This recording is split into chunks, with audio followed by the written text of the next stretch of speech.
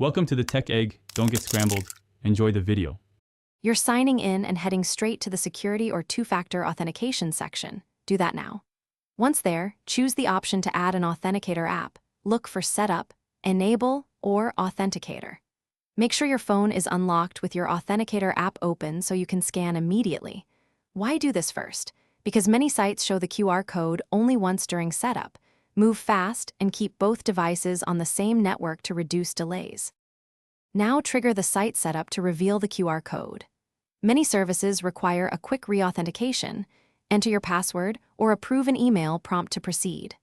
Once the page displays a QR graphic, open your Authenticator app and choose Add Account. Right arrow, scan a QR code.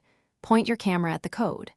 If the site provides a manual key instead, tap Enter a setup key in the app and type it exactly. Make sure you don't refresh the browser or navigate away.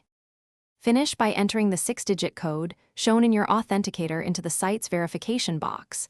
That final step links the account to your app. Once verified, immediately download or copy the provided recovery codes and store them securely, or save the manual setup key offline. If the code fails, make sure your phone's time is set to automatic and resync the Authenticator. If necessary, restart the setup to get a fresh QR. That single troubleshooting tip fixes most scan issues. Thanks for watching. Consider subscribing if I helped unscramble your problems.